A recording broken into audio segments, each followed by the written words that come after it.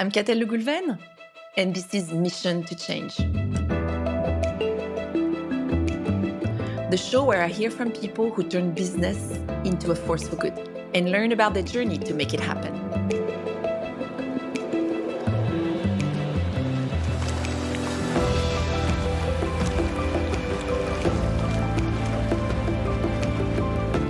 According to the OECD, oceans contribute 1.5 trillion to the global economy every year.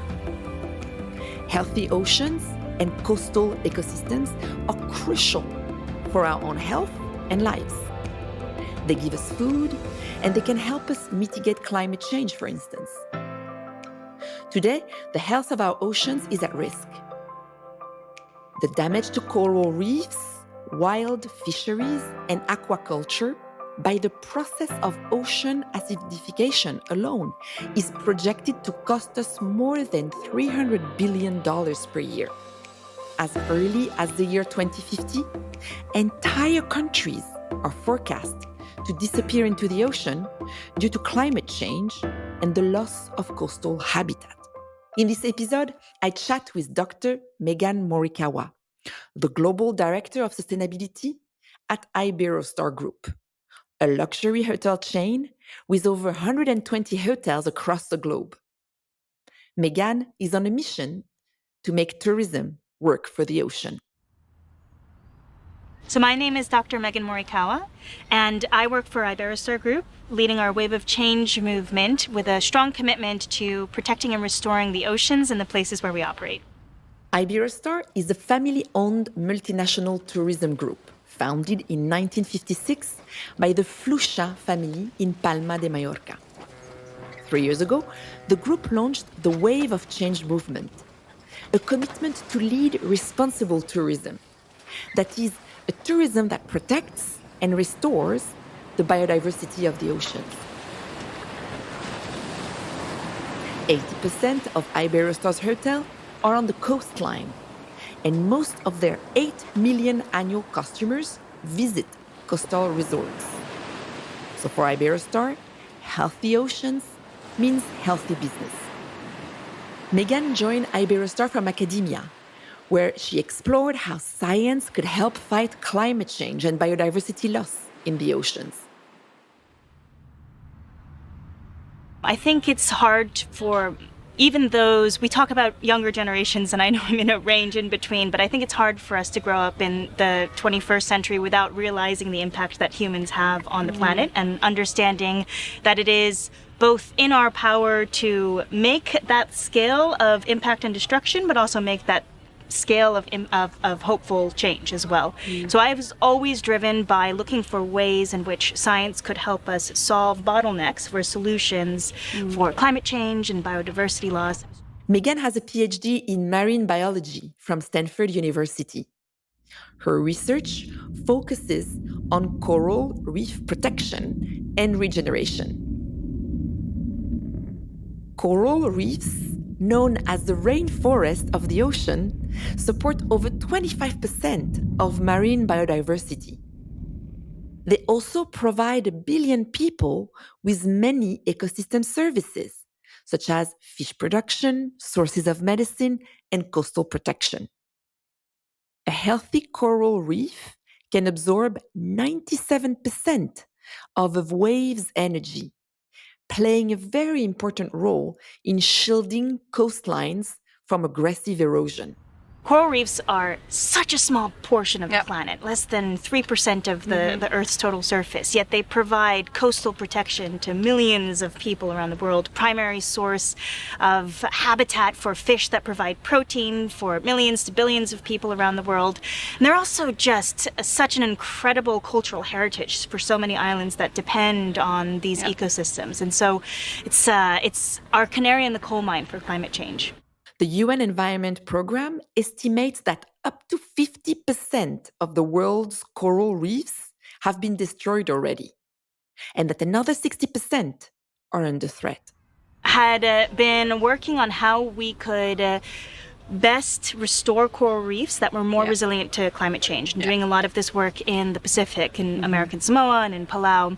And a lot of our research had demonstrated that simple techniques could help you find natural variation that could hopefully fast forward the clock and stack the cards in your favor to get the toughest individuals in your reef restoration efforts. When we're working on tools for how we could best help coral reefs, one of the biggest challenges reefs face are warming in the oceans. And when oceans raise just by 0.5 degrees Celsius, which doesn't really sound like much, they go through this entire cascade, which we call coral bleaching, that can ultimately sicken the coral, and if they can't have the right conditions to recover, the reefs end up dying. And this is something we saw in huge swaths of areas that we thought were incredibly remote and couldn't be touched by any event, and yet bleaching events were killing kilometers and kilometers of reefs in the span of months. So we're looking for ways on how we could restore those reefs, keeping in mind that the oceans unfortunately are getting warmer. And there are ways to find the winners and losers of those events, because every time a bleaching event occurred, we found that some individuals survived, which was a pretty amazing thing to see. And if we could find those individuals before the disaster occurred and use them to help us kickstart our new restoration efforts, keeping in mind diversity across species and within species from the beginning, could that help us to give us a better chance? Listening to Megan's passion about her scientific work, I wanted to understand why she moved from academia to business, and to the tourism industry in particular. As with most stories, it started with an encounter. We get a call from a professor at UC Santa Barbara, Doug McCulley, who's working at the Benioff Ocean Initiative, and he contacts my advisor, Steve Plummy, and says, hey, I met at Davos this incredible leader who has a tourism hotel chain, and she's interested in how her business can best help the ocean. She's got a lot of properties in the Caribbean. She wants to hear about reef restoration. Why don't you have a chat with her? And so I remember looking with my advisor and saying, okay, let's have a chat. I'm, very curious to see how any of these applications can be brought into a private sector context. Gloria Flusha walks into our lab. Gloria Flusha is the vice chairperson and chief sustainability officer of Iberostar. The Flusha family, this is their fourth generation of leadership in the business, and over 60 years of experience in tourism. And a lot of that growth in Iberostar Group as the tourism group has happened through her father, and then her sister, who's our CEO, and Gloria, who've really kind of been leading the company for the last 15 years alongside their father. And she walks into the room. And we sit down, and I remember it took all of 6 questions for me to be convinced that this was what I wanted to be doing. No next. way! The first question completely convinced me she was not there for greenwashing. And in fact, that's explicitly what she said. Did you ask? She said, look, I'm not here to have this be a big marketing campaign. I'm not interested in the ways in which just our clients can be a part of these experiences. While that's important, I really want to know what is it that we can do to help. Okay. So we go through all of these weedy questions about the challenges of reef restoration and how you choose the right individuals and the right spots, because these are really complex animals. And by the 6th question, she says, okay, so I'm hearing a lot of these challenges. So how would you classify the major bottlenecks for scaling these solutions? Classic business question. Classic business question, exactly. But it was amazing because at the time, I remember looking at my advisor and looking at her and saying, that seems very obvious, but it's taken us about 15 years to realize that's the question we need to be asking. You mean the academic question? The academic question. What is the science of scale? Because you need that business mindset of saying, okay, here's a solution. How do I implement this and scale it up in various locations? She had an incredible platform to do so. Multiple hotels in the Caribbean basin, various destinations. So from a scientific standpoint, it was fascinating entry And point. the academic community hadn't thought that through? You didn't have any partnership, let's say, with, the business education arm of the university that question was not unpacked scientifically. It was actually a really interesting component because it was actually conversations that I had been having with a business student at Stanford Business School. Exactly, I would imagine so. They're smart kids over there. But it's really interesting because a lot of people were just focused on the financing mechanisms from the business perspective. Yes, but normal. Exactly. When you're actually thinking of the operational bottlenecks, the technicalities never really entered into that scaling context. And so when you actually started in from the science and then came to the business, there were really interesting synergies. And here we see the change of mindset required in the business world. The focus should not be on how to make money out of scientific discovery, but rather on how to use business to scale scientific solutions for greater societal impact.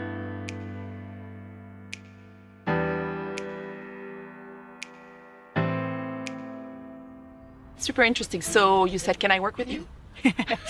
From that point, we were both very interested in what the application could be. I moved to the Dominican Republic a few months after, right after finishing the PhD, and we wanted to see if this could work in the context of one of the resorts. So I actually lived in the resort for a year and was working within the operations team, and we actually built a state-of-the-art coral lab research facility in the hotel that really told us that not only was it possible to have this fit in the context of tourism, it's incredible to be a client and happen upon scientific research as you're walking alongside the beach, but that also there were specific skill sets that they brought to being able to build this coral lab faster than I could have from the public or academic sector. You mean they money? Had engineers, even more than just the financing. They had engineers who were working on the pool system in one of our hotels that allowed us to build a state-of-the-art climate control facility to recreate bleaching events, right? So this expertise crossover was really an interesting component we weren't expecting.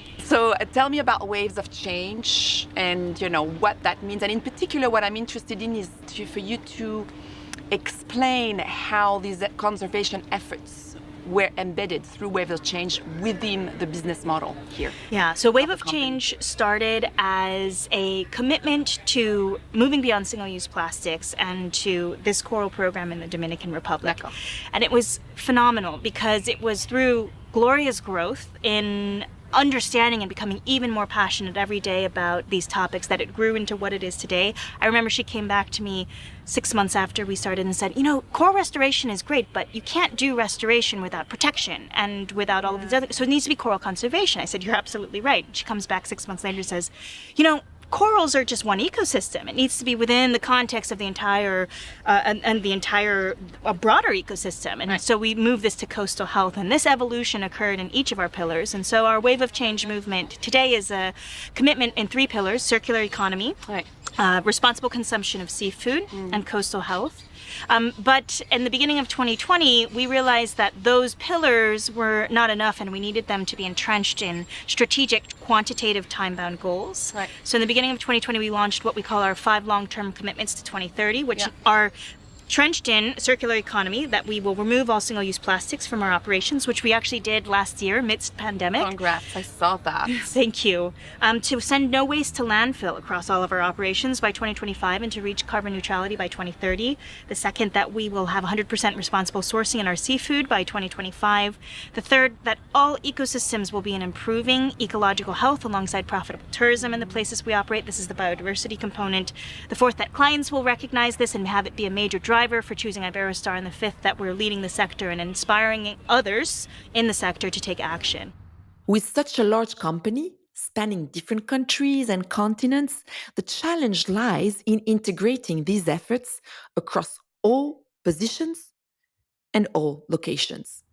This has been a phenomenal journey that every time I speak to more and more businesses, I find is incredibly unique to the ways in which the Flusha family had structured their organization, which was one incredibly based on values and purpose that then became an easy platform for us to infectiously spread this passion for the oceans and commitment to the oceans from a very top-down and bottom-up sort of perspective. It was pretty phenomenal. It was like wildfire. Everywhere you turn, someone would be saying, our entire employee base in the span of 6 months became plastic radars. And they would be looking, there's a piece of single-use plastic, we need to remove it. Because Did that came from the top? Did that come from the CEO? That did come from the top. Mm-hmm. Saying, how did that look like? It was like, we want to do that, we need all of you to come along? Yeah, so it began with Gloria saying that this was one of the commitments that we needed to make, but it very quickly spread to her sister and father, our CEO and our chairman.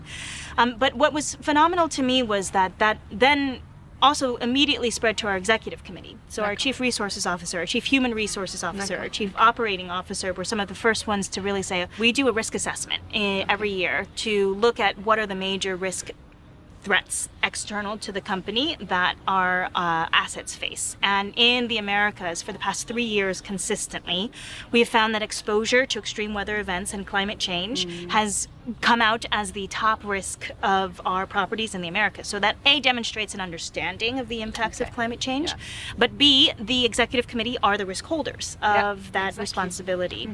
Sustainability initiatives that yield low profit margin can create tension in a company. But in the hotel industry, there is one extra immovable business factor that can never be sacrificed: client satisfaction. The head of our investments in the Americas understands fully that the beach is our primary asset. Yeah. It is why clients come to our properties in the first place. And we also saw that with the hurricane season in 2020, in certain locations, we were losing nearly half of our beach in areas that they anecdotally said weren't regenerative. They didn't regenerate the beaches naturally themselves, right? And this is risking our major asset, and so we need to have some sort of solution to help us to protect this.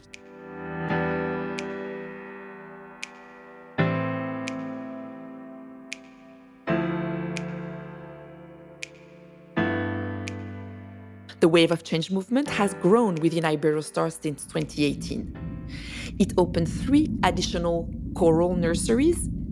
It planted 1,500 mangroves to prevent coastal erosion. It provides scholarships for students and created a new Iberostar Maritime Professorship. As wave of change has expanded, so did Megan's portfolio of responsibilities. So I lead now an office of over 20 people just dedicated to our Wave of Change movement. And so my role is to help this entire community alongside Gloria integrate science-based decisions and quantitative metrics into everything that they do, from our work on seafood to circular economy to climate change to the protection and restoration of nature. And the most exciting part of it is that these efforts to tackle multiple challenges, say climate change and nature restoration, are mutually reinforcing.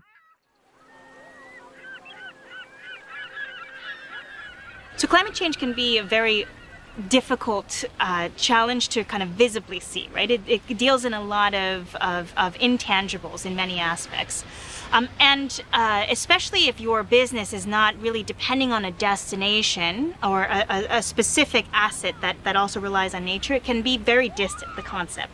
And so where the protection of biodiversity and the integration of climate change actually comes in is through our carbon neutrality strategy. So we have an objective to be carbon neutral by 2030, and we're doing everything that we can to decarbonize our business to the best extent possible. But we recognize with an aggressive timeline and the various components of our business, particularly in the supply chain, we will have to offset by 2030 in order to reach that goal. And we could choose to offset by purchasing offsets in other destinations. If even better, we can choose to offset by protecting nature. But why would we protect nature in places that aren't in our destinations? But when we enter into saying, how do we offset CO2 by protecting and restoring nature in our destinations, you immediately start to see that you can do so in a way that is just looking at CO2 productivity.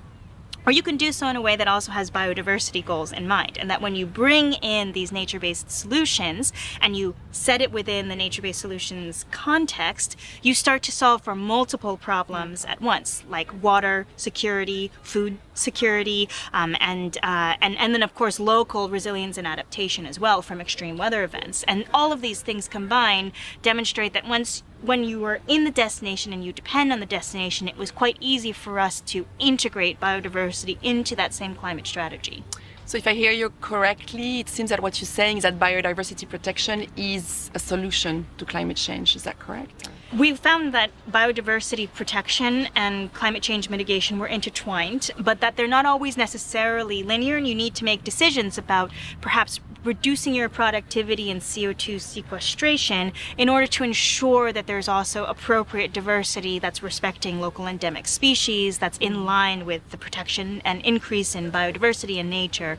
But these are sorts of topics that you really have to tackle in each ecosystem, because each ecosystem is at a different baseline and needs different pathways for recovery. Business leaders have been asked, they are engaged now in developing some decarbonization plan, right, on their way to COP26, and they felt they're making effort there.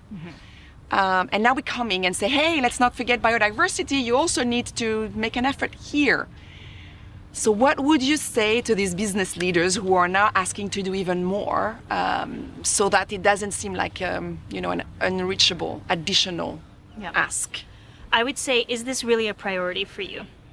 Because if this is really a priority for you, then how many people do you have working on it? Because if you have one individual, and if you already have that, that's fantastic, who is responsible for ESG, environment, social governance, or CSR, and they spend maybe half of their time working on that because they're also working on safety compliance for all of the company as well, then is that enough? Does that person have enough power and resource to be able to implement these solutions systemically within the business?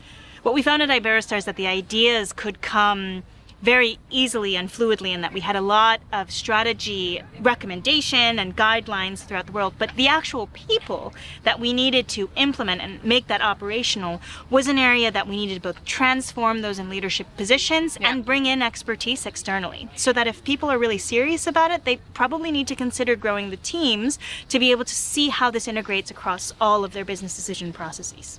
And I work in a company, I have a clear carbon reduction plan. Where do I start to bring biodiversity considerations in? You start in your business, right? You start to look to see in which ways your business could potentially impact nature, whether that is in water, whether that is in land use change, whether that is in the purchase of materials and goods.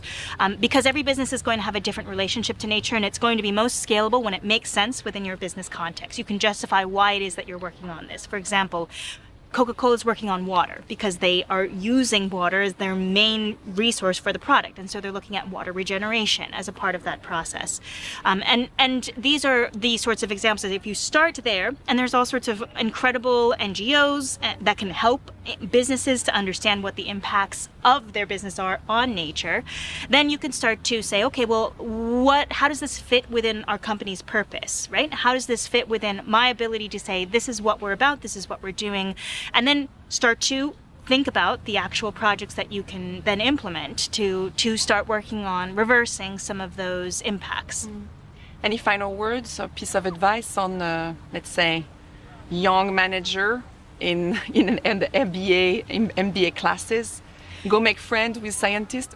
I would say that for the level of urgency that we have with climate and biodiversity loss right now, in many ways, we need to accept progress over perfection, because I think it's so important to recognize that every little step that a business at scale can make has huge impact, and they need to also recognize that it is on a pathway, right? That is on a pathway to growth, and that you need to have some sort of ultimate goal that you're going towards.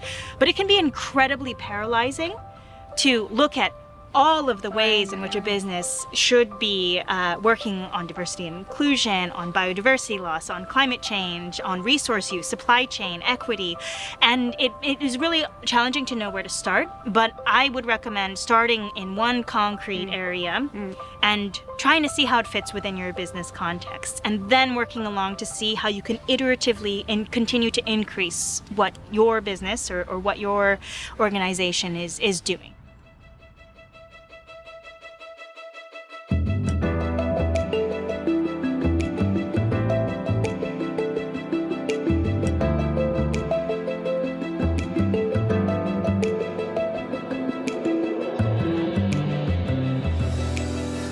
Mission to Change is a podcast by the INSEAD Hoffman Global Institute for Business and Society, in collaboration with Intent.